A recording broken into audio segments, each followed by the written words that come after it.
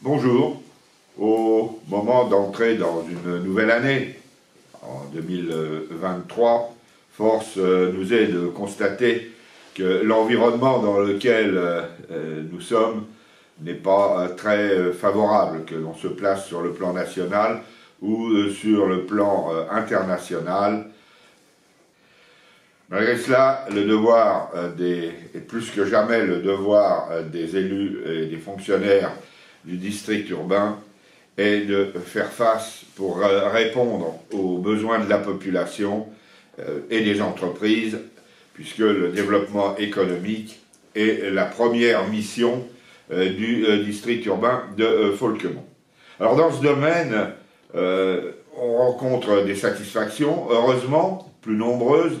Alors, les événements plus heureux, nous avons notamment fêté les 50 ans de l'installation de l'entreprise Viessmann ou de l'entreprise Grundfos, les 40 ans d'Euromodule, les 20 ans de FMB.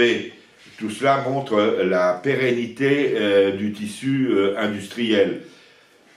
Nous avons également, pour permettre aux plus petites entreprises d'avoir un soutien parfois en matière de connaissances juridiques, créé à la Maison de la Justice un point d'accueil de justice économique. Alors, pour l'année à venir, nous poursuivons les travaux en vue d'agrandir nos zones d'activité. Alors, nous nous occupons également du domaine social. Et nous avons en cours un chantier qui va se terminer en 2023 pour le logement des travailleurs handicapés de l'ESAT, et puis également en matière d'insertion en partenariat avec l'entreprise Valo pour permettre à certains bénéficiaires du RSA un retour progressif vers l'emploi. Alors, ce qui fait également l'attractivité d'un secteur, lorsqu'on a la chance d'avoir un emploi et un logement, ce sont les loisirs. Et là, nous mettons en place des outils pour permettre à la population, en particulier à la jeunesse, d'accéder aux équipements districaux tels que le golf et la piscine. Et nous obtenons dans ce domaine un certain nombre de résultats avec des classes section études et des résultats au niveau national.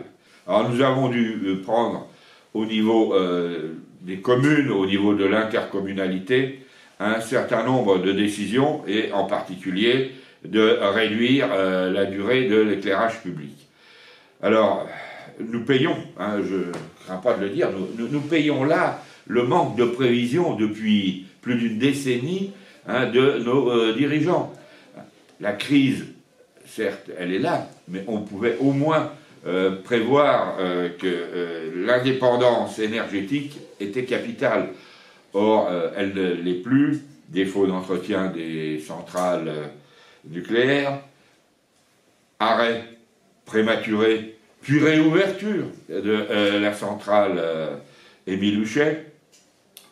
Tout cela, évidemment, aujourd'hui, aboutit à ce qu'on doit réduire un peu l'éclairage public, notamment, et qui c'est qui se fait interpeller? Ce sont les maires qui subissent les conséquences de décisions qui ne leur appartiennent pas. Et je crois que cela doit être clair.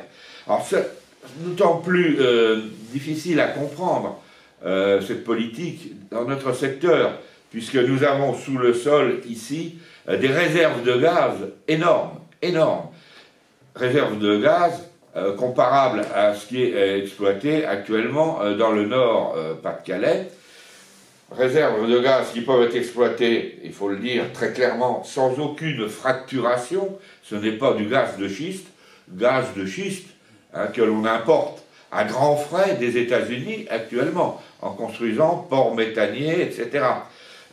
Donc là, il est temps qu'il y ait des réactions positives.